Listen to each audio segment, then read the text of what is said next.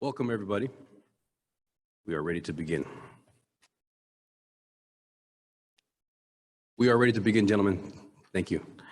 This meeting will be held in accordance with California Government Code Section 59543, subdivision of the Ralph M. Brown Act, California Government Code Section 54950, Series Resolution Number 2021-101, and the Federal Americans with Disabilities Act. While this meeting will be physically open to the public, given the state of emergency regarding the threat of COVID-19, members of the public may also participate and comment via application Zoom. Zoom information was posted on the agenda. Remote public comment is also available for the City Council meeting by emailing the City Clerk at ci.series.ca.us by 5 p.m. the day of the meeting. Include the agenda item number or public comment period in the subject line of the email. The clerk may read written comment into the record if specifically requested to do so at the beginning of your email. Your written comment will be distributed to the City Council and kept on file as part of the official records of the City Council. Welcome everybody to the City Council meeting Monday, January 10th today. Now I'll call this meeting to order. May we have the roll call, please? Councilmember Casey. Here. Councilmember Rhino. Here. Vice Mayor Silvera. Here. Councilmember Klein. Here. And Mayor Lopez. Here. We now begin with the invocation by Pastor Chris Henry, followed by a moment of silence in remembrance of Reverend Adrian Condit.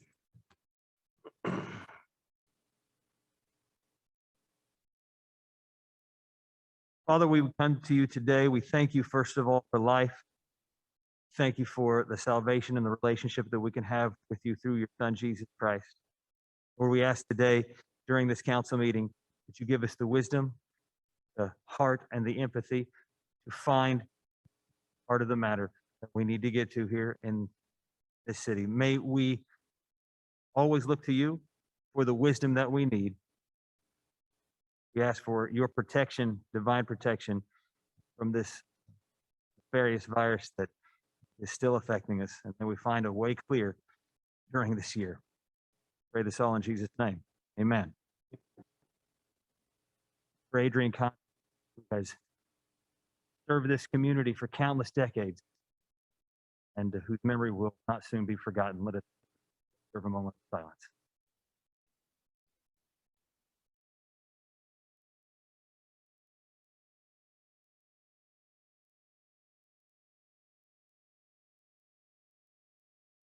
Thank you.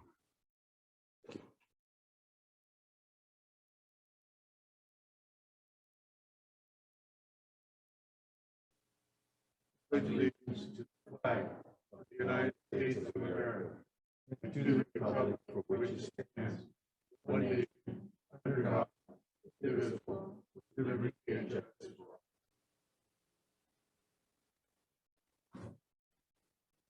Thank you. We now move on to presentations. Today, we have a presentation by the Animal Service and we have an annual report by Stanislaus County. Welcome. Please introduce yourself. Morning or good evening, City Council, Mayor. My name is Annette Bedsworth and I'm the Executive Director for Stanislaus Animal Services Agency. And tonight I'm here to deliver the annual report for the very last time because I am retiring from Stanislaus County after 33 years. Congratulations. That's my intro, and I won't go rogue with you on my presentation. Series high grad too, by the way. Don't be afraid to I let know, everybody you had know to throw that. that Annette. in. Let everybody You're know, right. yes. You could really tell stories about Syracuse back in the day when we were there, huh, Brett?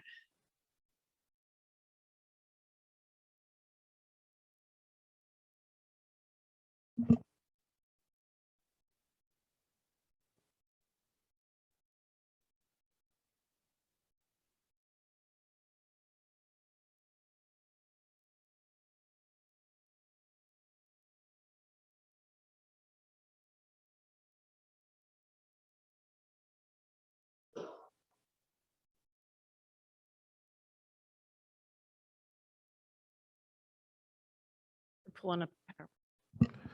Was that a disconnection or total shutdown?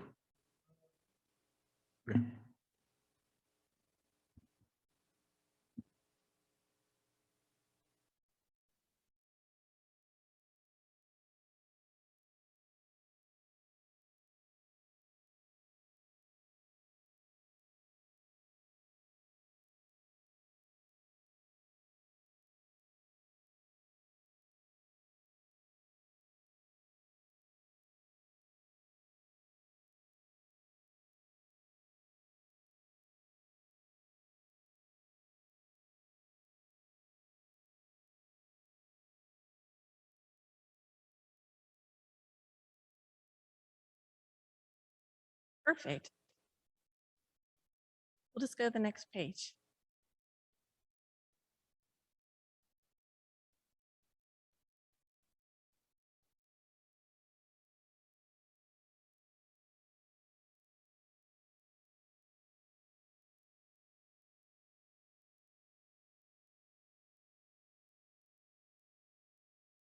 There we go. One earlier, and the second one. There we go. So these are our life-changing events that we've had take place in Stanislaus Animal Services Agency.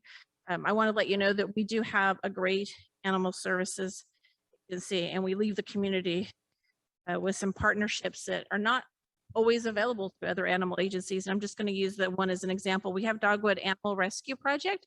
This is a rescue organization that is out of Sonoma County, and their donors in Sonoma County are paying 100% for your community members to get their dogs spayed and neutered. Big deal. And the reason being is we have too many animals in this community who are not spayed and neutered. We take in on an average right now about 12,000 pets each year into Stanislaus Animal Services Agency. A decade ago, we were taking in 22,000. Now we're down to 12,000. That's still too many. And over 90% that come into the shelter are not spayed or neutered. So this is really critical. And we have donors from an outside county agency who's willing to pay for that.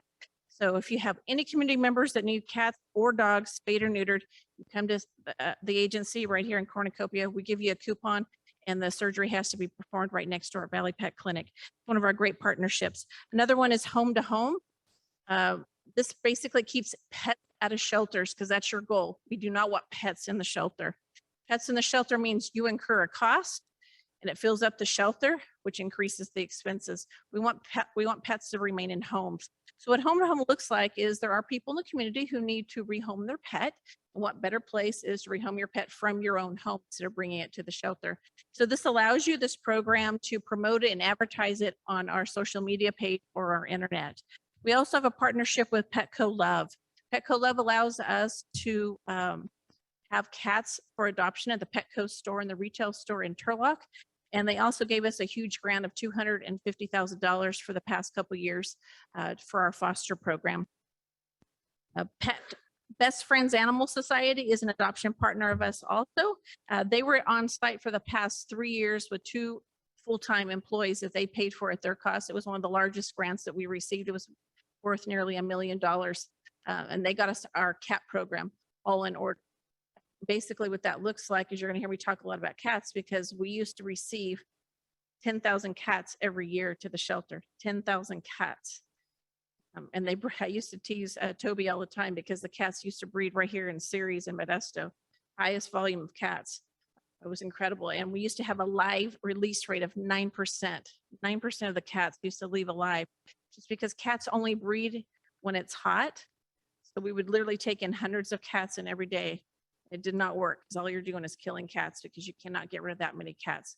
We have a state-of-the-art program now with this partnership. You can go to the next slide.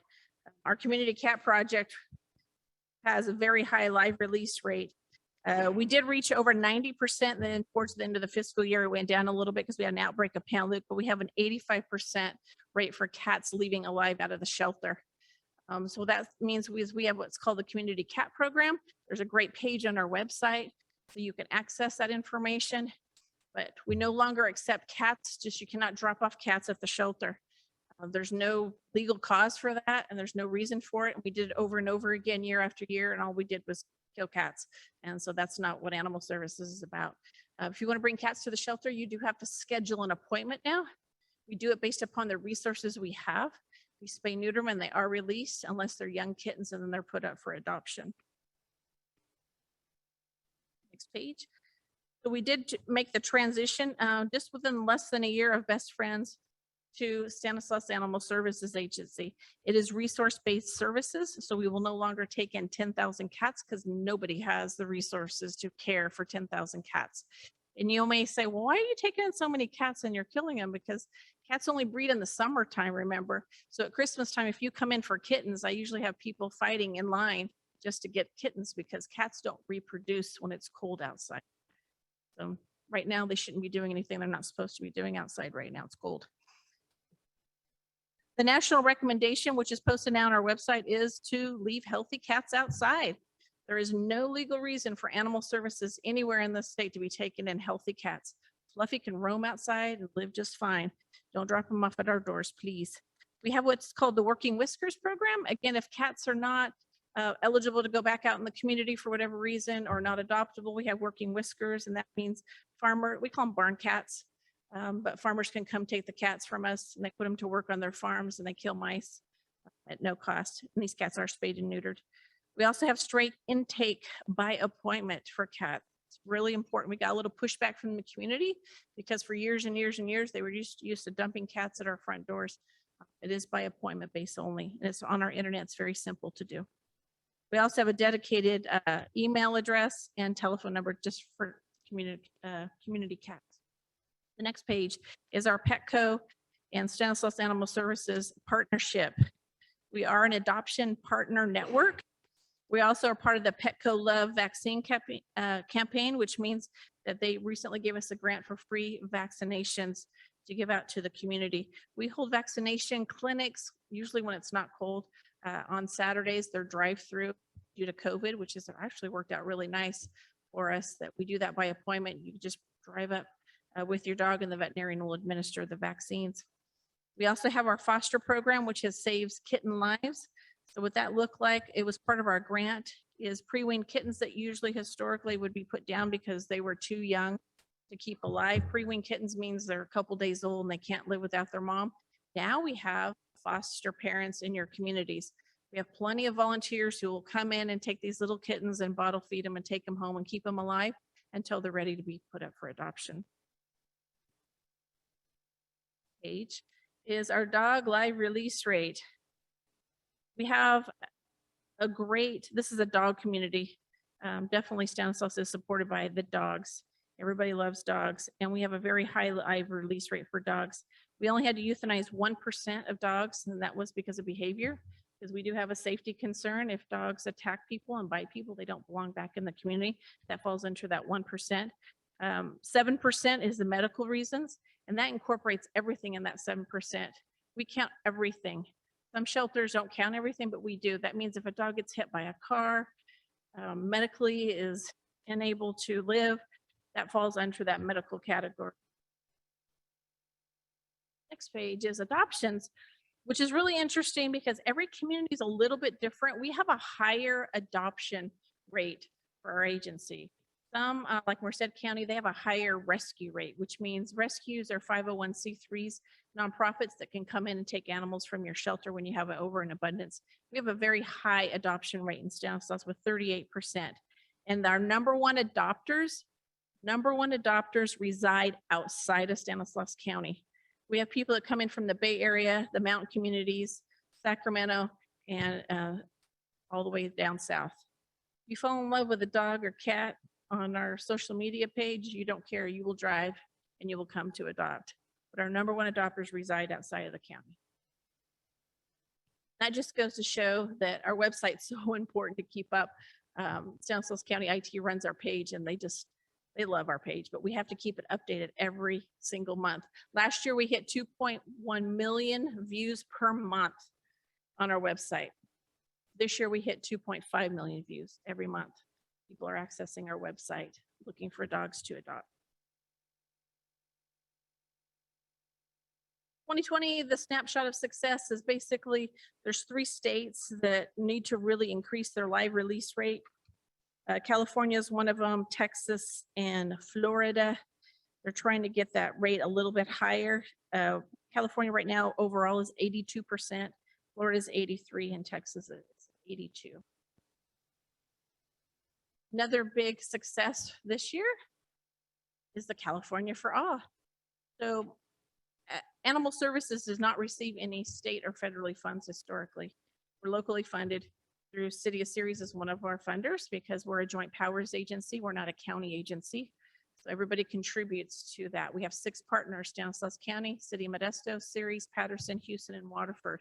They contribute to our budget. So this was the first year And myself included with another handful of directors were asked to participate in the May Revise in Sacramento. And we got to see that the governor proposed $50 million in one-time general fund monies to be given to animal services. It'll be distributed over the next 5 years as a grant, and it's going to be funded through the Correct Shelter Medicine Program, which is through UC Davis, group of veterinarians. We already have an established relationship with them, so I look forward to what some of the policies are going to come down. We're anticipating they're supposed to be shared February, so next month. You're going to see a lot of changes in animal services statewide. Some of our challenges, resources, big challenge for us. I won't tell you what I said at the Board of Supervisors meeting. I basically said we need to disband the JPA and go back to being a county agency. And I don't mean that literally, but what I mean is you need to start focusing some resources towards animal services. Our budget is very low. And in comparison to Sacramento County, we're considered a large shelter here in Stanislaus. We've taken the same number of animal intake, and that's how you base your comparison. Animal intake, because that tells me as a director how many animals I have to do something with positive intake. So comparing me to Sacramento County, City of San Jose, Sacramento County has the same animal intake as I do, same exact numbers. They have 25 more full-time positions than I do. 25 more full-time positions than I do. Something's got to give. We need more resources. And I've been explaining this to UC Davis and others because we do need more money for resources. And then it's twofold right now, and I'm sure everybody else is experiencing the same thing. When it comes to resources, it's trying to find people to actually apply for these jobs. And I know it's not just animal services because I'm hearing it from other places too. You just have to turn on the TV and they're telling you there's no truck drivers, there's no bus drivers, there's no accounts payable people. Where are these people going? I say they all went to Amazon or become DoorDash drivers during COVID. I'm not sure. But it's very difficult to find resources to actually apply for these jobs. Very difficult. Some of the other challenges are going to be just the medical support. Our veterinarians are extremely busy in Stanislaus. It used to be a statewide shortage of veterinarians. It's national wide too with veterinarians. We are fortunate that we have three contract veterinarians that support us at Stanislaus. We've had a full-time vacancy open for over a year. You may see signs posted at social media because I'm sure all of you guys have dogs or cats, mostly probably dogs. But even our Stanford veterinarian in Modesto, which is a very popular, futuristic, progressive veterinarian hospital, they post signs on the weekends because it's standing room only and they don't have enough hours in the day to serve the community. And they'll send you over to Tracy veterinarians, or they'll send you over to Livermore because the veterinarian shortage is here and it's real and it's very difficult sometimes to get services. Our other challenges with dog licenses. So we had a very progressive dog licenses. We used to go knocking door to door in canvas neighborhoods, looking for dogs, looking for breeders. But when COVID hit in March 2020, we had to stop going door to door. So you're missing that new business that's out there. It's kind of just a status quo. Animal welfare education in the community is also something that's lacking because we just don't have the resources to deliver the education that's needed, constant education that's needed in this community. Any questions? I have one. When you were talking about taking in 12,000 pets a year, then you said something about 10,000 cats. Is that 10,000 cats over and above the 12,000? No, we don't take in 10,000 cats now. We did about a decade ago. When we first started with the cat program, we were taking in 10,000 cats. The cats were actually more than the dogs. We would take in about 10,000 cats and we would take in about 8,000 dogs. Okay.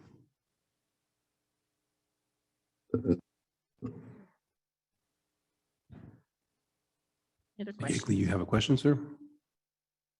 If you see, if you do have a question, I might have her sit down and have you come up to the podium. Is that okay? Yeah. Okay. Do you have a question, sir? Okay. Go ahead, step up to the podium. I was gonna have her sit down and have you step up.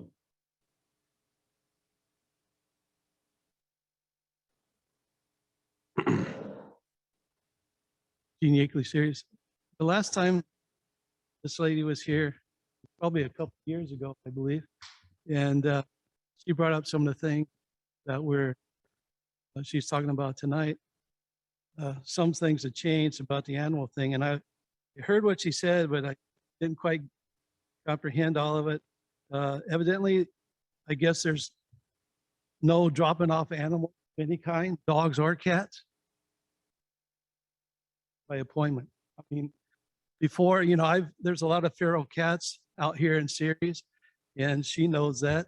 And through the years, I picked up quite a few of them and put them over there. And I seen people coming in. I don't know if they do this with the cats, but with the dogs, you used to have to write down where you found the animal, and it was on this piece of paper. And I asked one day when I went in there about what they do with the dogs. And they told me that if they were healthy, they put them back on the street, usually close to the address that you wrote down.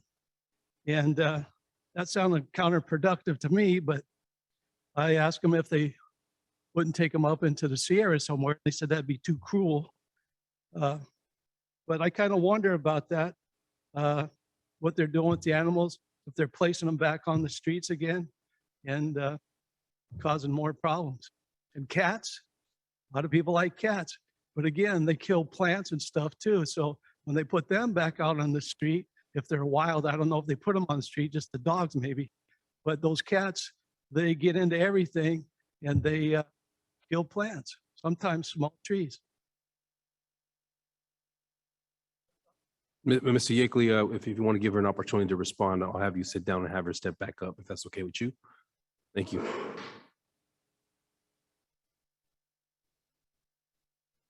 So the dogs, we do not put back out on the community. Cats, yes, we do. And when it comes to cats, that's the national recommendation. At the national recommendation, we posted on our website now, but yeah, cats can remain outside and go back out to their environment. Dogs, no, we never put dogs back out. They need to Okay. be adopted. They need to be reclaimed. We'll send them to rescue organizations, but we don't put them back out in the community. Thank you very much. Mr. Yakely, you do have 3 minutes remaining. Do you have a follow-up question, sir? No, actually, I would prefer you to step up to the podium and have her sit down. Thank you. Go ahead, start his timer back up. Thank you, Well, Mr. Yakely. like I Appreciate it. had said a couple of years ago, when I was over there at the animal shelter, she works on the other side. The other side accepts the animals.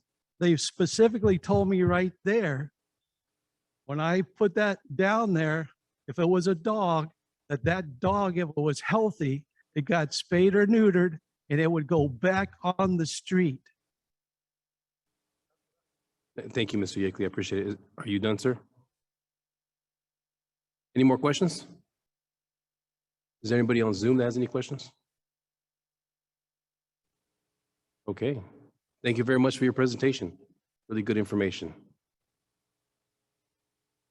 Okay, so we are now moving on to citizens' communications.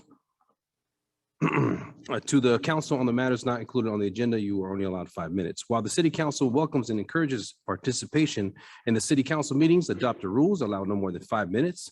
Resolution 2007-106 for expression of non-agenda items.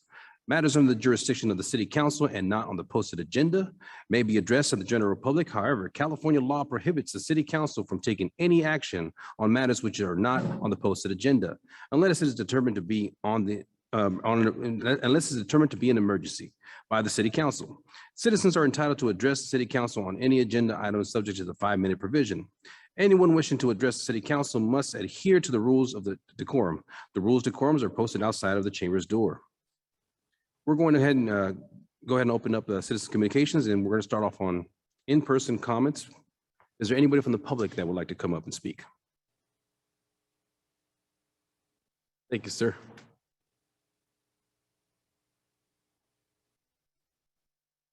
Yeah, my name is Lee Brandt and I'm in District 1.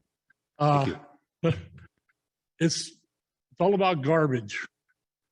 And, we pretty much, between my wife and I, it's just the two of us living in our house. And we pretty much figured out the garbage cans, what goes where, the green can, and the black can and the blue can and all that stuff. The problem that we are having is trying to figure out what to do with food scraps. Okay, like pork chop bones, chicken bones, fat, things like that, grease. We were told a long time ago not to put grease down the drain because it goes in and then the wastewater treatment plant has to deal with all the grease, from like bacon and things like that. Wife and I got into kind of a heated discussion and I said, okay, I said, well, let's just bring the green can and sit it in the middle of the kitchen. Because otherwise, what do we do? We're restricted at, the plastic bags and things like that, and I put it on a couple of the websites, the city websites and things like that, on Facebook. And I'm not the only one that's confused about what the heck to do with the food waste. All the other stuff is, pretty much here and there, so I don't know if maybe there has to be a clarification, or suggestions, I actually thought about, getting maybe a stainless steel can and putting it, in the kitchen, and then emptying it, once a week into the green can, and, another thing is that the pickup time, as far as where I'm at right now, all 3 cans need to be out there, even though my green can does not have anything in it, because I'll tell you right now, we're putting our food scraps into the black can in plastic bags. So it's like, I understand it's a big, long learning curve for everybody, but, maybe if we get the clarification somewhere on down the road, and then on another note, I don't know, Chance, I don't want to step on his toe, but the celebration of life for Pastor Condit has been delayed. It was supposed to be this coming Sunday at 2:00 at the Free Will Baptist Church, but due to COVID and things like that, and the amount of people that are probably show up, it has been delayed until further notice. And I'm sure Chance knows a lot more about it than me. So, okay. So Happy New Year, everybody. Just for possible clarification, I'm looking at the literature that they put out. They mentioned food waste for the green can.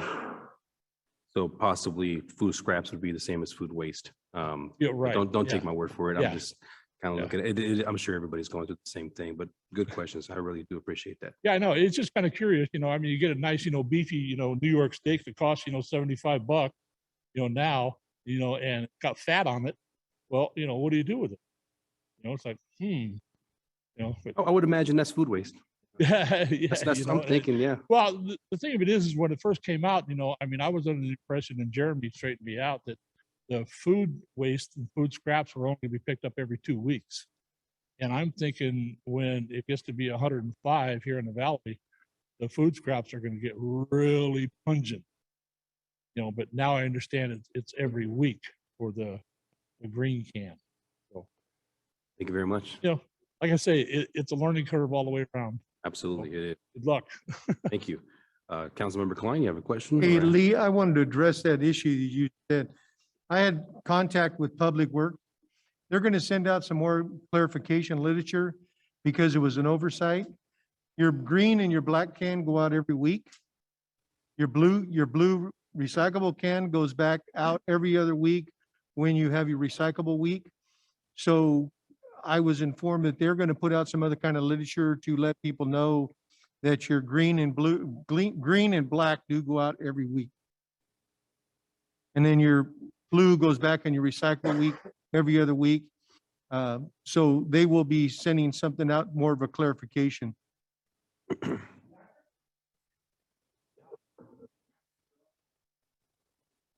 Well, and that's why I had contact with them, because in the literature, it doesn't say that the green and the black go out weekly.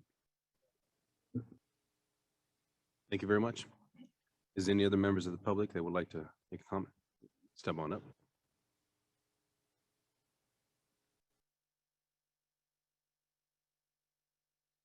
Good evening, council members.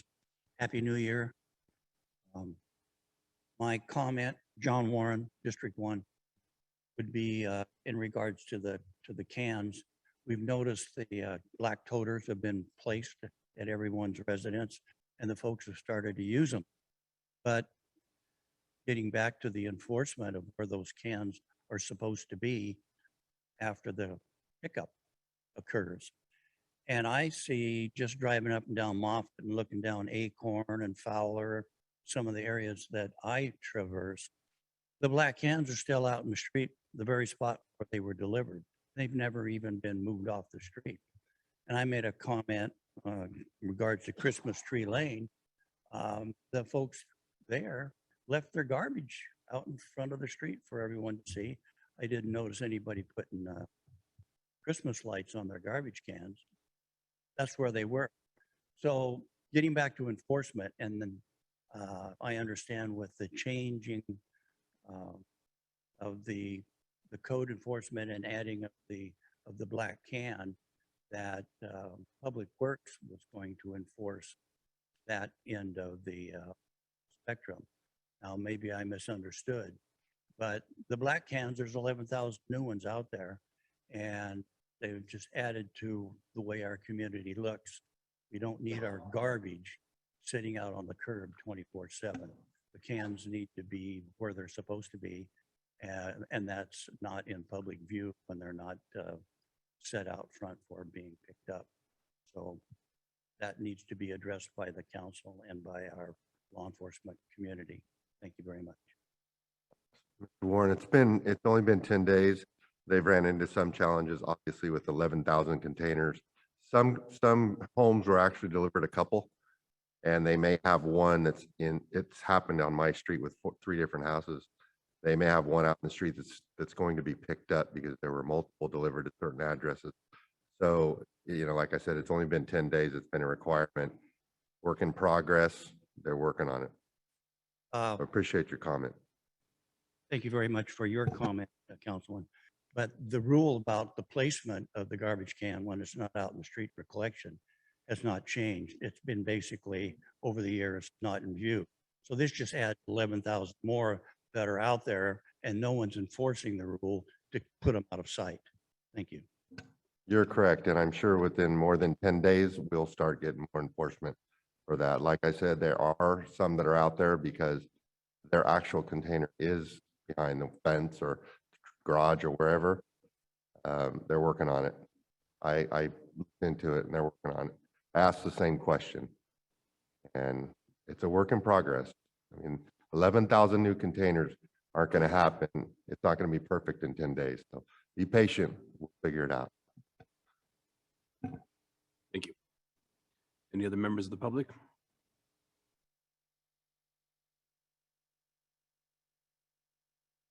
Mr. Yakely, the last time you spoke, did he finish his 5 minutes? Oh, that was during, it wasn't, my apologies. Go ahead, sir. You're guilty. Oh, yeah. Go ahead. Start the clock. Anyway, here I am again. Same old stuff. Still haven't got an answer. And you are the mayor. Absolutely. I assume that you have some kind of heavenly powers or something. Reference to what? And some of the people that are sitting on the city council have something below you with high powers. I never got an answer from October of why the police department would not take a call for the vending that was going on in the city, that they said that that wasn't their job now. That was strictly code enforcement.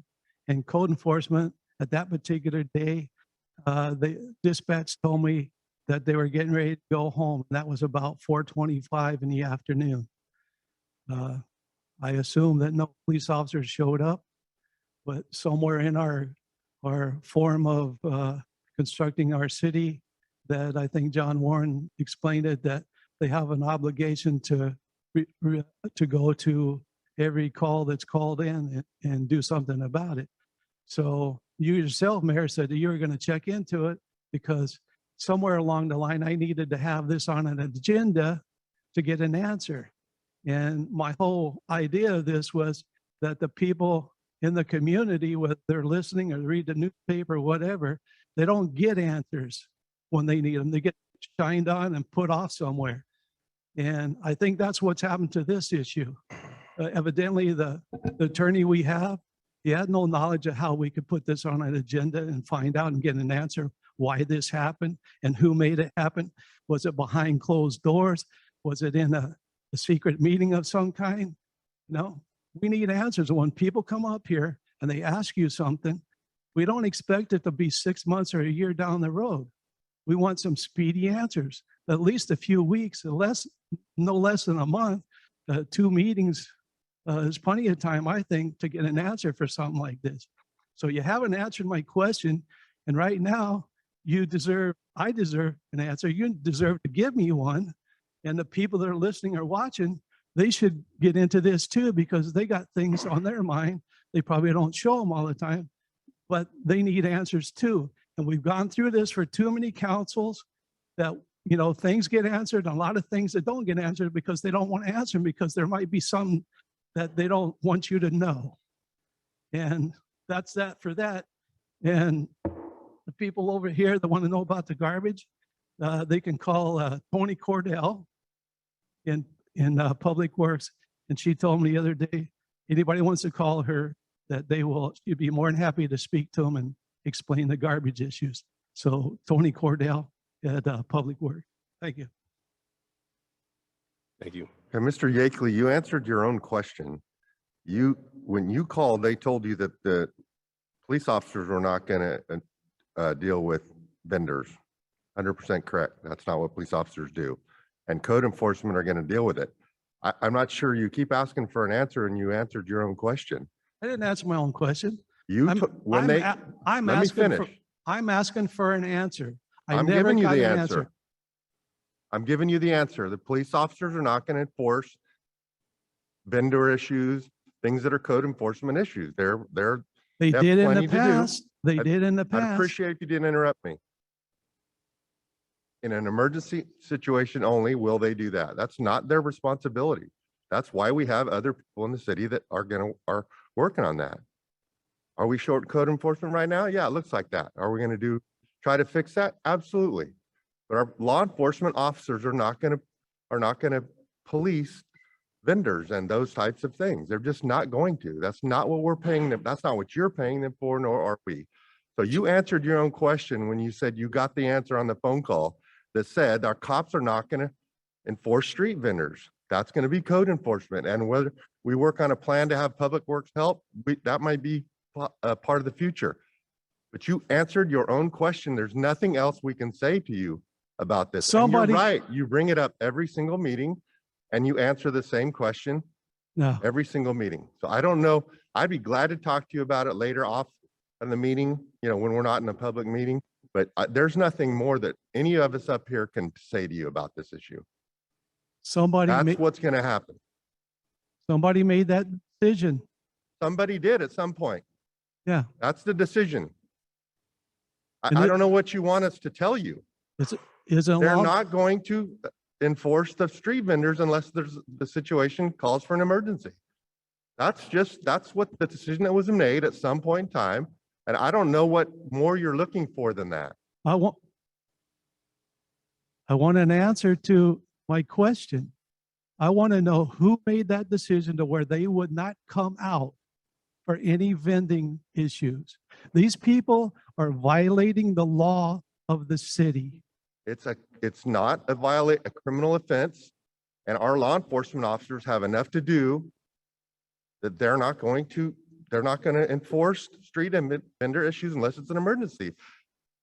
Our code enforcement are going to handle that.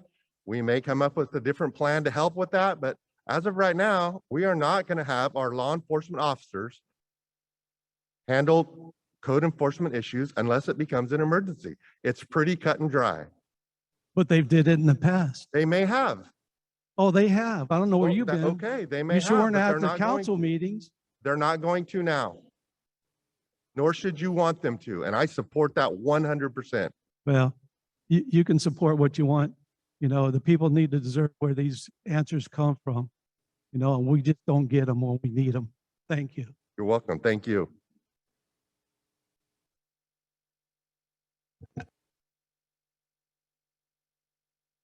Any other members in the public who would like to come up and speak?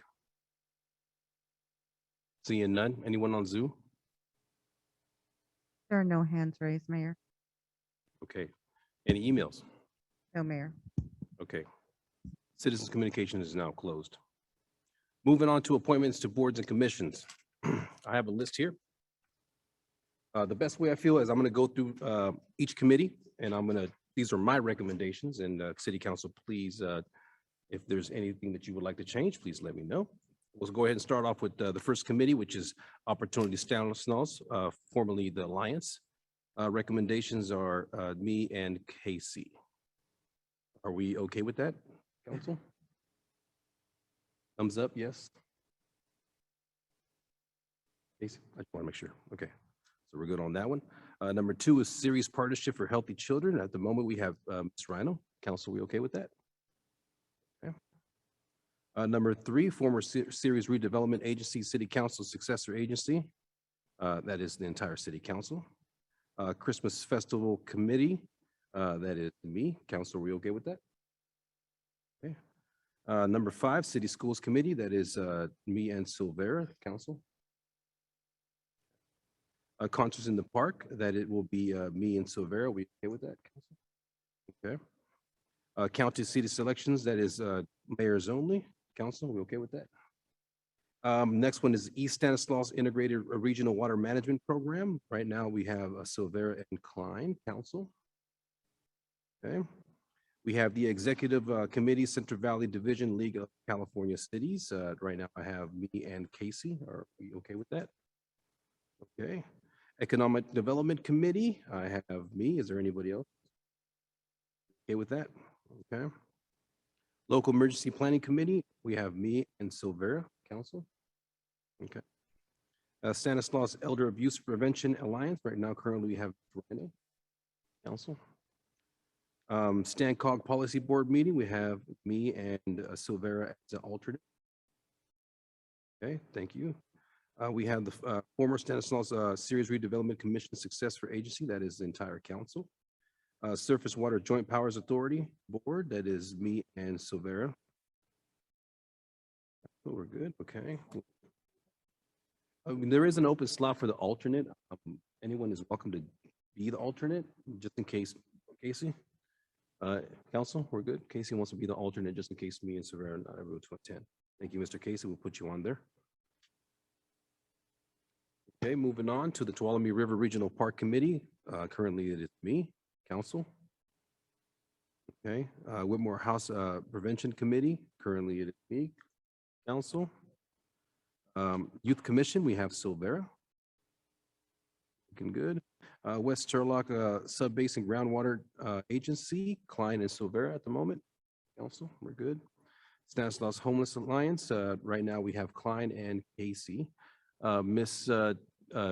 Is that possible to have 2 folks on that one? It's fine, okay. Council, we're good with that. And last but not least, we have the Fire Advisory Committee, right now currently me and Silvera. Council, okay. Thank you very much. Do we need a motion? Okay. Move to approve the list that the mayor read. Wait a second. Second. Roll call, please. Councilmember Casey, Aye. Councilmember Rhino. Yes. Vice Mayor Silvera, Yes. Councilmember Klein, Yes. and Mayor Lopez. Aye. Motion passes 5-0. Okay, conflicts of interest. Is there anyone in the council that would like to declare a conflict of interest? I would like to, well, it's not a conflict of interest, but item number 3, I wanted for the record, I will abstain since I was not a council member at the time of those 2 council meetings. So I'll just abstain on 3 when we vote. On 3? Are we doing consent or are we doing conflict? No, we already did conflict. Actually, I'll take that back. My apologies. We are on conflict and you said you do have a conflict, correct? Okay, Ms. Rhino? I don't have a conflict. Okay, you don't have a conflict. Okay, so we only have a client as 1 conflict, and I believe that's number 3, correct? Okay, moving on to the consent calendar. All matters listed on the consent calendar are considered routine in nature and will be enacted by a single motion unless otherwise requested by an individual council member or public for special consideration. Otherwise, a recommendation of staff will be accepted and enacted upon a single roll call vote. Is there anyone on the council that would like an item pulled for further discussion? Councilmember Rhino, Item 6. 6, you said? Yes. Okay. Any other members of the council? Seeing none. Is there anyone from the public that would like an item pulled? Anyone on Zoom? Okay. We can get a motion for the others. I'll move to approve 1 through 5 and 7 the consent calendar. Roll call, please. Second. Roll call, Aye. please. Count- Go ahead. Councilmember Casey, Aye. Councilmember Rhino, Yes. Vice Mayor Silvera, Yes. Councilmember Klein, Yes, and abstain on number 3. and Mayor Lopez. Aye. Passes 5-0 with an abstention by Councilmember Klein for item 3. Okay. Is the city attorney on Zoom? You might have to answer some questions. Yes, yes, I'm here. Thank you. Item number 6 was pulled by Councilmember Rhino. Resolution number 2022-01, continue the teleconference of public meetings pursuant to Assembly Bill 361, allowing the city to continue the hybrid virtual meeting environment. Councilmember, any questions? Yes. I agree that we should continue because I think it allows more of the community to be involved. My only concern is that we need to be sure that if we are having any kind of technical difficulties, that we need to stop the meeting. And I know for a fact that there was a planning commission meeting recently because I tried to get onto it. I was interested in what was being discussed and I couldn't get onto it. Someone else told me they tried to, they reached out to the planning secretary and she didn't stop the meeting. And the meeting should have been stopped. That's correct. It should have been stopped. Yes. So I think we have two issues that need to be addressed is how can we be sure that someone that is zooming in can reach the appropriate person and that person will stop the meeting until it's resolved. And then the second issue would be to be sure that it's not just an individual that is having problem logging on. And my suggestion would be that if somebody does reach out to either the city clerk or the planning secretary, they stop the meeting and then they ask anyone else that is on Zoom if they're having any issue. And if no one else is, well, then obviously it's just one particular person. But I really think we need to have something stated somewhere where someone can reach out to someone and the meeting will be stopped. Okay. Thank you, Councilmember. City Attorney, what does it specifically say so that we're all clear? Well, Councilmember Ryan was correct. If our technology fails, then the meeting has to stop. That's what the law says. If our technology fails. Now, if another person's technology fails, excuse me, we came up with something in another city where they could call in. So I think it's the same idea that Councilmember Rhino has, you know, that there's a fallback, there's an option to address that. So that'd be my recommendation. We have an additional phone option for someone to call in. But again, the main rule is that if our technology fails, the meeting has to stop. That's what the AB 361 says. So would we put a number on the agenda for for them to call in here to let us know, hey, it's not working, so we need to. Yeah, just like, you know, we have the email option. It's the same idea, just add a phone option as well. Okay, so we can, is that kind of what you're looking for, Councilmember? It is, but I think we need to have it specifically stated on both those agendas that if you are having trouble, please notify this number, or if it's going to be an email, but it needs to be very specific. So they're not just thinking they can't get logged on and who do they reach out to? Right. Okay, so now, Mr. Mayor, Diane, if I might, sure. I see the city clerk's head nodding. We could certainly add something to the agenda with a contact and phone number for a member of the community to contact if they're having issues, because I think that might address And that would be for the planning commission as well? Correct. Yes. All right, thank Okay, you. that makes sense. And you'll figure that out and Yes, we'll take a I look at figured it. out and added to the Okay. agendas. Thank you. Thank you very much. Any more questions? Okay. Motion? Move to adopt resolution number 2022-01. Second. Roll call, please. Yes. Yes. Mayor Silvera, Yes. Councilmember Klein, Yes. and Mayor Lopez. Yes. Motion passes 5-0.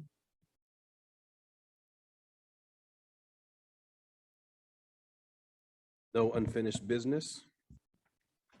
Moving on to a public hearing, I believe we have 10 minutes. Are we okay with starting a little bit earlier? Do you want to contact them or do we have to right at 7? Mayor, I recommend that you start at 7 and proceed to your other business that you have on open session while you're waiting. There's none. Well, your reports and all of that, you could get that Oh, out. even the reports, I guess. Yeah. There's plenty of room for that. Okay, I personally do have a report here.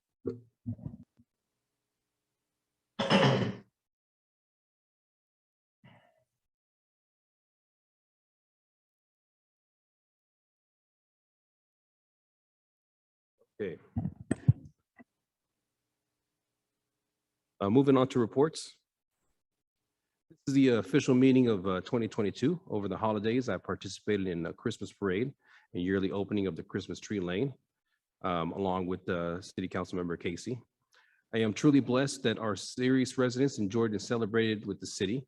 Thank you to everyone on Christmas Tree Lane who, without hesitation, you display your presentation of your lights that all of us do truly enjoy.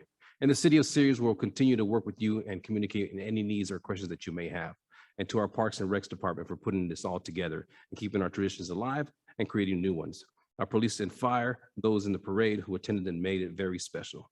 Also spent time wrapping presents for many children who are less fortunate, along with Vice Mayor Silvera, and the community and police department also gave out presents the very next day. I also attended the annual Posada of the Crows that was presented by SMBU, who also gave away presents to children. The Christmas spirit was alive and well in the city of Ceres and continue to be kind and helping those in need. In addition, I would like to announce that the State of the City address is on January 27th at 4 p.m. Details will be posted on the City of Ceres website. All your questions on seat availability to the public and streaming information will be posted. Other than that, I would also make a comment that continuously, bi-weekly, I and many officials conference with the County Health Department and are briefed on current status and reports for our COVID-19 pandemic. And the City of Ceres continues with their efforts to provide the public with available resources. Recently, we just distributed over 200 COVID tests, and we all know that that's county-wide and also statewide. Other than that, that is my report. Thank you and God bless. City Council? I have nothing. We'll start off with Councilmember Rhino. I'm sure everyone in the city is already aware of this, but the Habit Grill is opening. Their official day will be Wednesday. And to me, it was just really wonderful, the outreach that they've done to our community. They've provided 200 free meals on Saturday. They did 200 again today, and then tomorrow starting at 11:30 and then again at 5 o'clock, they'll be doing 200 more. And I just think that's really a wonderful thing that they've opened that to our community. I wish them the best of luck. And I believe we're all going to be, hopefully. Wednesday, On yeah. Wednesday. Well, I may have been there a couple times already. You already but- beat me? Okay. Sounds good. Council? Silvera? Yeah, and most of you know that I'm a member of the Stanislaus County Sheriff's Department. Next Sunday will be my 32nd anniversary and as a local law enforcement member. And those of us in law enforcement appreciate the support of our community, even during these trying times. Yesterday, January 9th was National Law Enforcement Appreciation Day. And I know as well as you know that those wearing the badge are willing to sacrifice for each of us each and every day. So as a member of the community, of law enforcement. I just want to thank everybody in Stanislaus County and Ceres and across the country for all the support that we do get that sometimes goes unnoticed. So thank you very much. Thank you. Any council members? Um, Looks like we're nothing. good. Casey, we're good. Okay, city manager. Nothing tonight, Mayor, other than being the first meeting of 2022. Happy New Year to everyone. New Year. Thank you. Thank you. Thank you. City attorney, you still on? I'm here, nothing to report, Mayor. All right. Any of the department heads would like to report anything? Doesn't look like it. Do we have our county supervisor here? Would you like to report nothing? Happy New Year's to you too, Chance. All right, we still have 5 minutes? Okay, if that's the case, then we'll just go ahead and go to recess for 5 minutes until 7 p.m. starts. Thank you.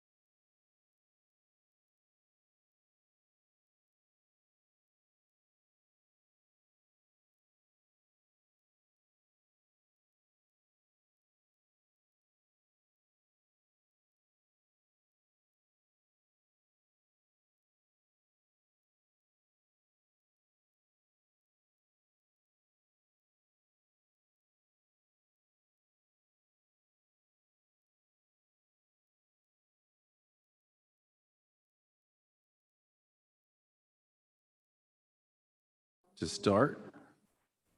Still waiting for Councilmember Silvera. Is the firm online already?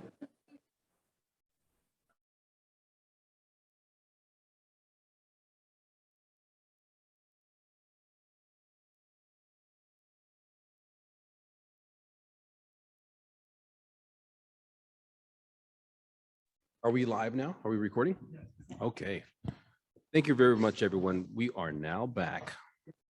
It was the shortest 5 minutes ever. Okay. So we are, today we're here for a public hearing. Second redistricting for public hearing. And I believe we have a consultant here today in person. Doug, welcome. I appreciate you Yes, coming indeed. here today. Good evening, Mayor and council members. My name is Doug Yoakum. I'm with the National Demographics Corporation. You've hired us to help you through this redistricting process this year. I was before you, cannot remember the date now, on our first, for an introduction meeting and then our first official hearing. So I have spoken to you before, but only by Zoom. It is good to see you in person. I'm here today to bring you through the next step of redistricting. If we can go to our first slide. We discussed this at the last hearing. We have established a schedule for you to go through and complete this process. At the bottom of this slide is where we are right now, public hearing number 2, where we're discussing the procedures that we need to go through to complete the redistricting process. If you go to the next slide, what I'm proposing to you this evening will perhaps eliminate the need for all of these next few steps. And I'll get to that, the reason for that in just a moment. But basically, the Fair Maps Act requires that cities and counties hold 4 hearings on redistricting. And those 4 hearings are supposed to discuss with the public what's going on, what the districts are, what the districts might be, and what the public would like them to be. So that's the process that we had established. And that this was the schedule that we had decided upon for that process as we go forward. Ending at your final hearing on March 14th, where hopefully you would decide on an actual districting plan, vote on it, and then enact it through your ordinance process. Next slide. These are the rules that the laws that the state of California and the federal law regarding redistricting all cities, all counties, and all states must follow. And we'll start with the first one, which is the most important, the equal population standard. The state law requires that each district be substantially equal to the other. That is because that's why redistricting happens every 10 years in order to equalize populations. So the citizens within each city are represented on an equal basis by a city councilman or person. So they also have laws regarding the Voting Rights Act, where you respect the needs of protected classes in the community. Protected classes are Latinos, African Americans, Asian Americans, Native Americans, so that you don't discriminate against them when you're drawing the districts, and you don't split their communities or combine their communities in ways that deprive them of their opportunity to elect their chosen candidates. Then the state laws also require geographic contiguity to each district has to be connected, undivided neighborhoods that are identified during the process, using easily identifiable boundaries such as major streets and roads, creeks, rivers, freeways, things of that nature. And finally, that the districts be compact to the extent possible. And there's only one prohibition in the Fair Maps Act, and that is that the district shall not favor or discriminate against a political party. There are other traditional redistricting principles that you can use if you so choose, but we'll go back to that only if we need to, because let's talk about what we're here to talk about tonight on the next slide. The census adjusted population for the city of Ceres is 49,462 people. Therefore, each district must be as close as possible to 12,366 people within each district. We'll go to the next slide. Here is the current population of each district in your city. And you'll see that the total deviation for all 4 of your districts is 7.7. It's 7.71%. That is under the standard that most courts have followed over the last several decades of 10% for local redistricting jurisdictions. 10% total deviation, meaning that all of your districts, your highest positive or overage district, plus your highest underpopulated district, adds up to no more than 10%.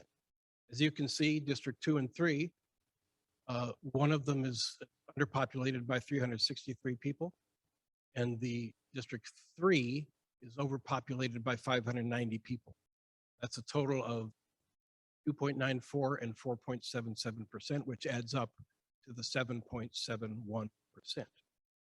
Therefore, if you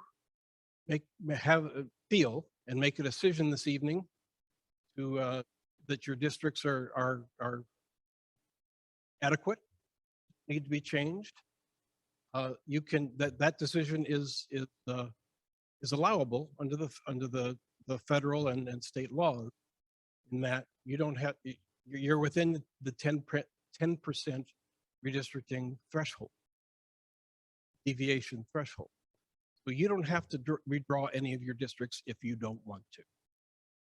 And if the there's people in the city that want to redistrict, you can take that into consideration when you make this decision. Next slide, please. This is a map that our firm put together in 2015 when you made the decision to go to districts and you drew your districts. This is hard to see, at least from where I'm sitting. Perhaps it's better online. There you go. Where you see the green, yellow, and red areas, that's where Latinos are concentrated in your city.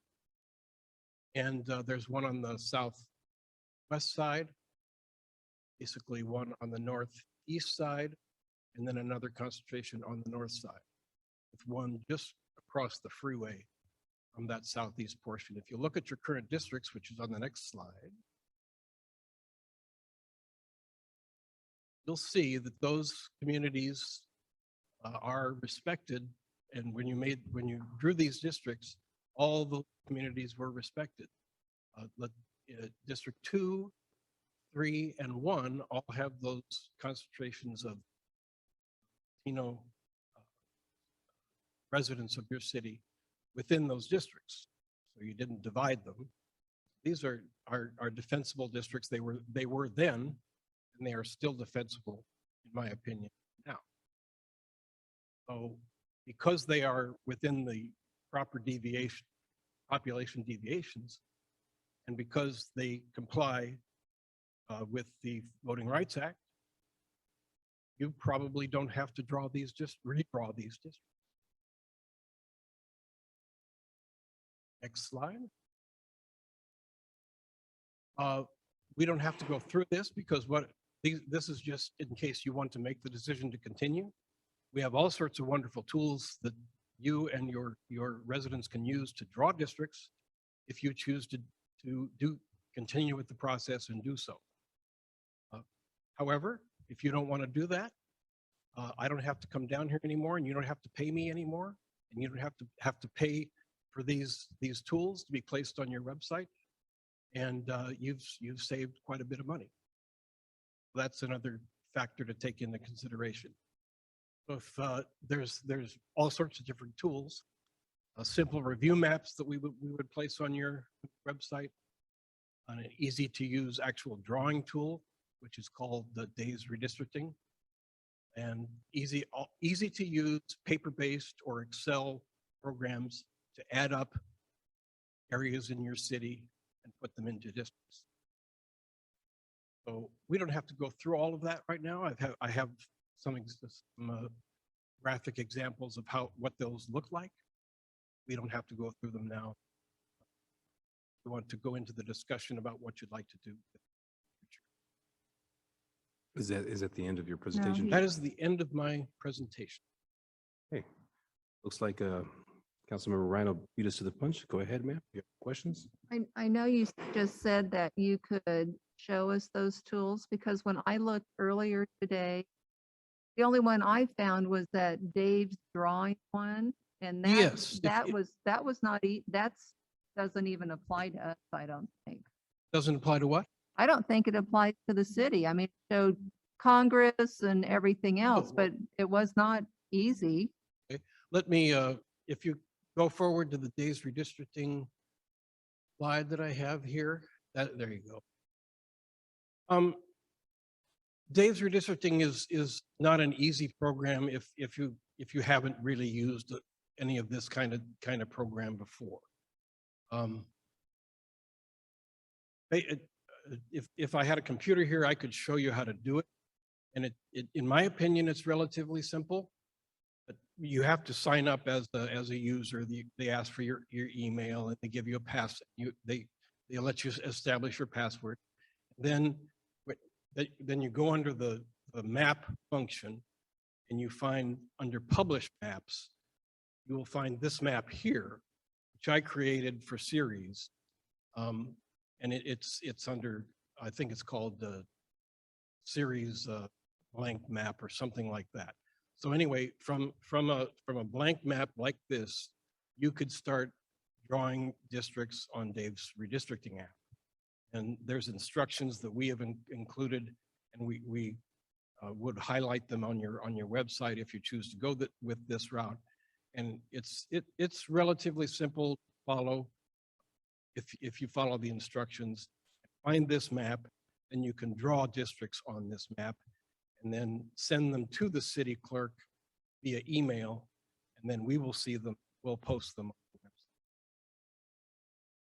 So is there a way that instead of just totally redrawing one, that you can just pull up the existing one, the existing district or the whole map and then just Yes, I have. redraw it? If I'm not mistaken, I have about 13 different cities I'm working with. So I can't recall if I've gone this step on Dave's Redistricting. I did put on Dave's Redistricting a map that has the current districts. And all you need to do is just enter series in the search function of Dave's Redistricting app, and it should come up not only with this blank map, but also with the current district map. You can mess around with those lines under the And map. then you could change the lines of those districts and submit them as a redistricting idea to the city. All right, thank you. Yeah. So you're looking for direction from the city council whether we want to proceed. This is entirely up to you. Okay. If you want to proceed with redistricting, you can do that if you want to make changes. However, if you think your districts are fine and the folks who live here in series thinks they're fine, you don't need to do any changes of the districts. What you did is what you can do is I recommended this to Riverbank about a week ago, and they did this. They simply declare to the public that they've decided that you don't need any changes to your districts. You post that announcement on your website, your redistricting website. And then you proceed with the next two redistricting hearings, which is required by the Fair Maps Act. And the folks of your city will just have been noticed that we're not going to change these districts. But if anybody has a comment at the next two hearings, they're welcome to do so about that particular decision. So you post your current map as your intended final map. And then when you reach your fourth hearing, which is the next one after this one, you make the motion and declaration that your current districts are your final districts. And you make that, you vote on that decision, and then you send your districts to the county registrar of voters, and you're done with the process for another 10 years, Okay, until 2031. 2031. Okay, before the council begins, I would like to open this up to the public for comment. Is there anybody in here that would like to, seeing none, do we have anybody on Zoom that has a comment or has their hands raised that would like to make a comment? There are no hands raised. Seeing none, did we get any emails in reference to this? No, Mayor. Okay. All right, council, let's have this discussion. Who would like to start first? I'm sorry, say that one more time. If there is no one here today, then we'll close the public hearing, yes. Okay. Council? I'll go first.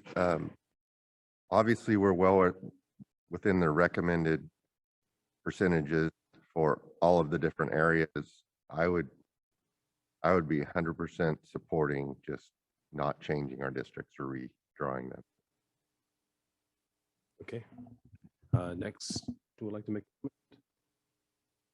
guess I will. Back when we had this original discussion, I was not in favor of this particular redistricting plan.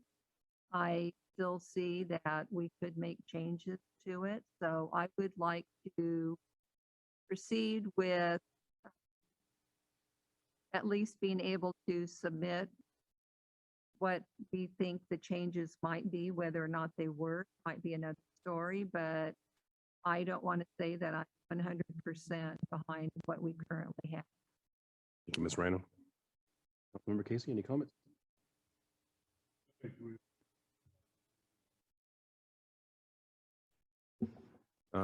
Klein, do you want to go last? Well, you know, when we first did this, there was a couple of areas that I thought that were a little bit out of skew. Like when District 1 comes all the way over towards May Hensley, where then it matches up with 4, where District 1 could have went some little different directions. You know, we have to keep into consideration where current council members are living now. But, you know, with the way it is, you know, before I tried to get one district at least on the other side of the freeway, instead of splitting it up with districts 2 and 4 that are over on the west side of the freeway. So, you know, if we could at least one time or see how some of the things draw up, because, you know, I can't get 100%, but I do understand where Vice Mayor Severa is saying, because there's not adequate changes. Okay, that maybe we're going a little bit too far with it. But when this first came up, there was some reasons why we wanted to, or we had an idea of, you know, drawing a little bit more into a subsection. And that, you know, I think we should at least explore that. Okay. So I'll make my comments. I've been doing some research and I see that based on the data that the way it stands now, all the underserved communities in the city of Ceres are being served by each and every single council member. Well, I do understand that there's some weird lines that kind of make up, especially around the middle, that might kind of be a little off. But what I want to avoid is there being any controversy where some folks might just want to use this as an opportunity to move city council members out of their own district. I want this to be focused solely on the citizens of Ceres. So with that, I would just support that we declare this, that we do not need to redistrict, but that we would open it to the public for seeing some of their maps description. That's what's required, right? We can do that, and then we can also have we required by law to have 2 more meetings, correct, where the public is engaged. Right. If you go back to the schedule slide, you'll see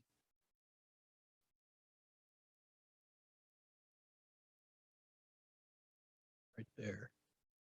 Let's see.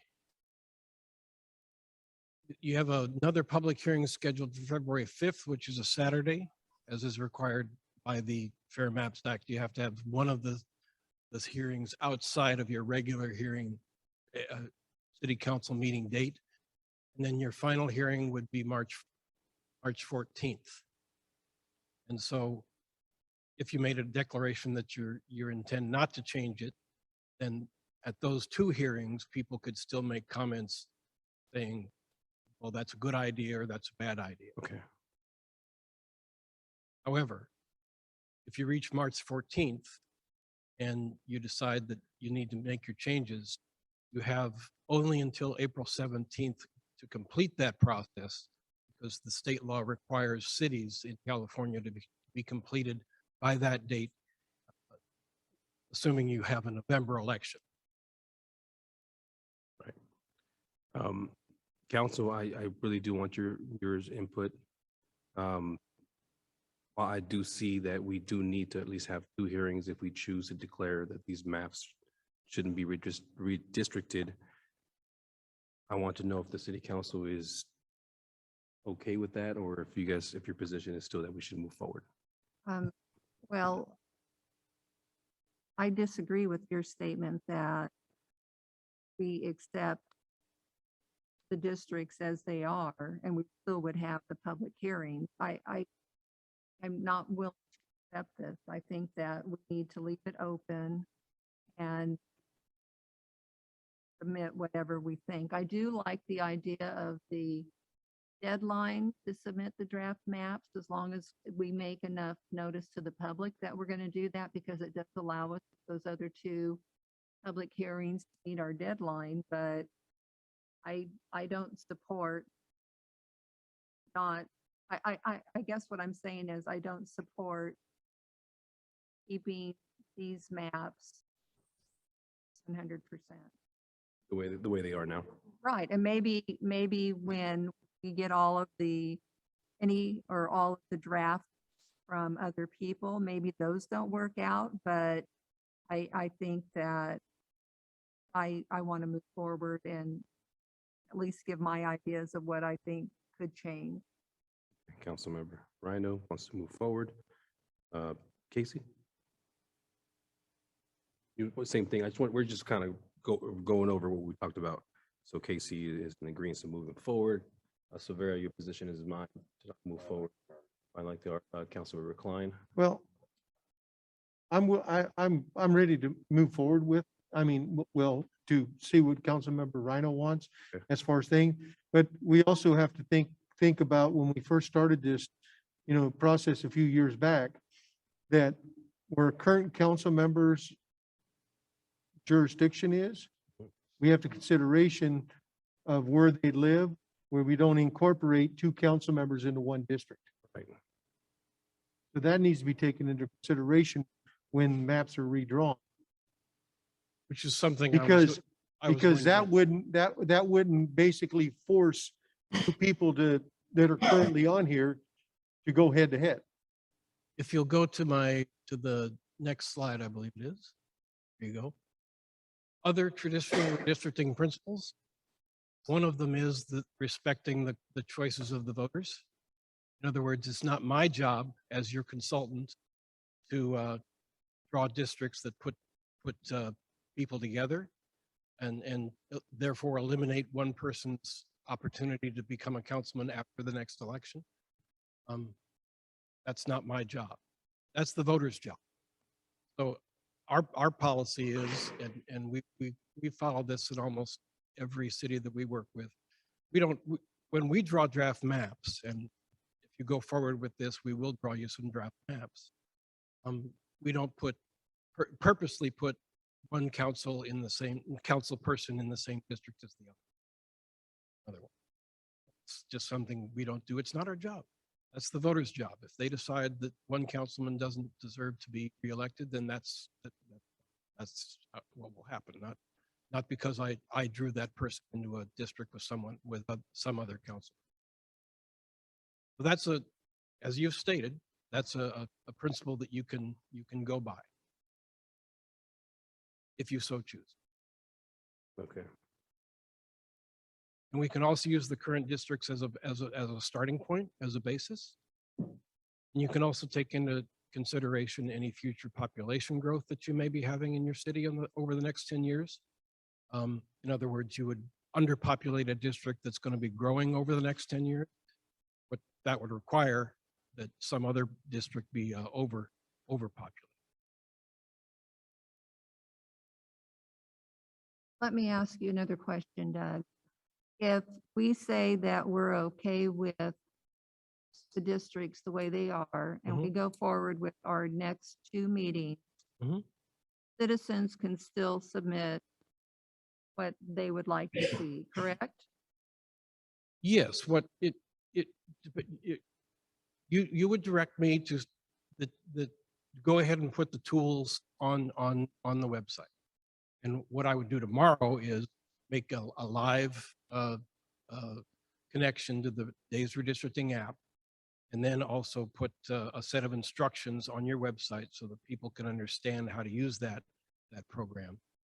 And then it would take me about a week or so to put the paper tools together, and we would put the links to those on your website.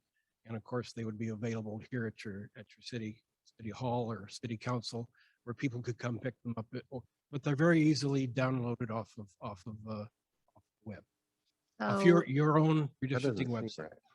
so if we went that direction, then that would also allow any council member to submit change if they wanted to see a potential change. Sure, and we would identify that on your website as submitted by Councilmember blank, just using the name council.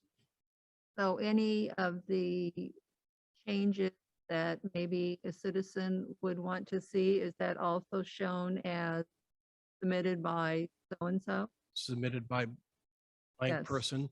Some people submit them anonymously. Some people don't put their names on maps.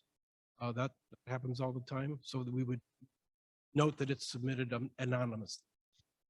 Okay, so I want to be sure I understand that even if we all say that we're good with the current districts, that it still is going to allow the community to approach us with their suggested redistricting. If that's your desire, yes.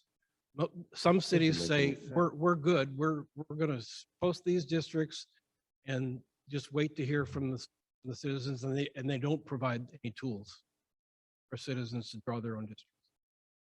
Okay. That really is not clear to me. If we're going to say that we're good with them the way they are, why would we then post tools for people to redraw them? That doesn't seem right. That What would is- be your If we're going to decision. vote to leave them the way they are, it seems to me like that's it. But you That's the don't, way they're going to be. Otherwise, we wouldn't vote to leave them the way they are. We're saying that we would accept draft plans or whatever from council members, the community, whomever. But it just doesn't seem to make sense to me that we could say, we like them the way they are. That's the way that we're going to keep them. And then put tools for people to draw them. That doesn't make any sense.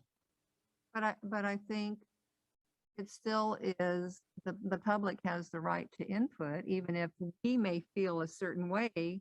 Just like when we did the districts to begin with, the public got to have an input in that. Totally understand the public having input. It just doesn't seem like we would first say, this is the way we're going to leave them. Go ahead and have some input. That doesn't sound like the public would understand that I'm going to be able to give them input for no reason, since they've already said this is the way that they want them. Let me ask. We want them like they are, and we say we don't want to change them. Why are we going to accept drafts from anybody else? We've already made the decision. Well, because it's the public's right to have Then a we shouldn't say. we shouldn't say that we're going to leave them the way they are. That's fine with me, but I think the public has a right to have input on the way their districts are drawn. I don't think it's Fine, up then- to then you us wouldn't 5 people. And you wouldn't support leaving the way they are until Well- you hear from the public. I guess That would- makes more sense. that's fine then, Okay. because I believe the public should have input. I may chime in. Gathering what both council members are saying. We by law are required to have these two more public hearings, correct? That is correct. We could in essence say we're okay with the map now, have those public hearings, have people submit their maps. Could we reverse our decision after those two public hearings? Yes, because the decision isn't final until your fourth meeting where you make the motion supported by a majority of the council. These are the districts we are going to adopt as our final plan.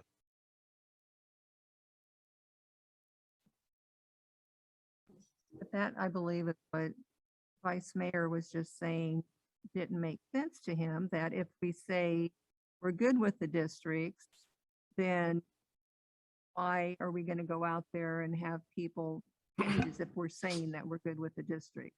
Right. If What we're you saying we're said? good with the districts, we're not accepting feedback from the public Is that because it's over. a requirement by the federal government or is that an option? Is what a requirement? I'm sorry? Is Get the, some, to give the public an opportunity to submit drafts or drawings or whatever. right, regardless No, if we- there's no We requirement. could just that- skip that part and say, we're There's good no with them the way they requirement to, are. Move on. there is no requirement to give the public tools to draw districts. That's something that we, as a firm, we offer to all of our clients, all of our cities, if they so desire to put those online, have their citizens participate in the process. Riverbank decided not to do. We decided, here are our districts. We're fine with them.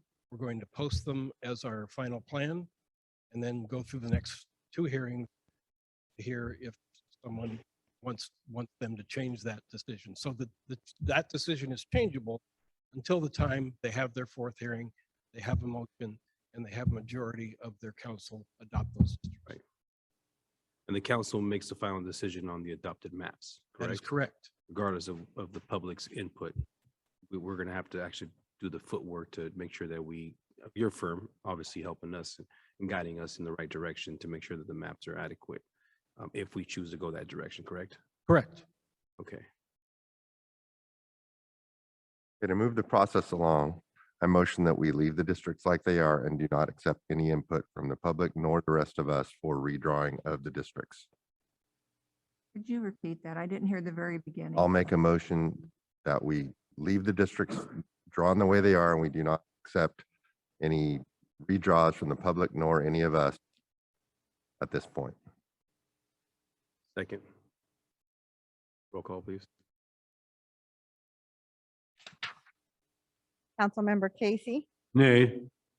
Councilmember Rhino, No, Vice Mayor Silvera, Yes. Councilmember Klein, No. and Mayor Lopez. Yes. Motion Okay. fails. Make somebody make a motion. That's Randall, go ahead. I make a motion that we allow input from the community to make suggested modifications to the districts, understanding that the council will still have the final vote. Second. Roll call, please. Councilmember Casey, Yes. Councilmember Rhino, Yes? Vice Mayor Silvera, Yes. Councilmember Klein, Yes. and Mayor Lopez. Yes. Motion passes 5-0. Thank you, council. Okay. So what I will do is I will post a link to Days Redistricting on your website, and we will go forward with developing your paper tools. On the February 5th meeting, actually, January 22nd meeting, what time will that be? Do we know? It's just okay, so I'll get that information from clerk's office as far as times. Okay. Thank you very much for the presentation. I really do appreciate you coming out here. Thank you And, very much. I believe that is it. We're Good to be in series. likewise. All right, so now being that we've already did our reports, we're moving on and we're going into closed session. This meeting is now adjourned. Thank you.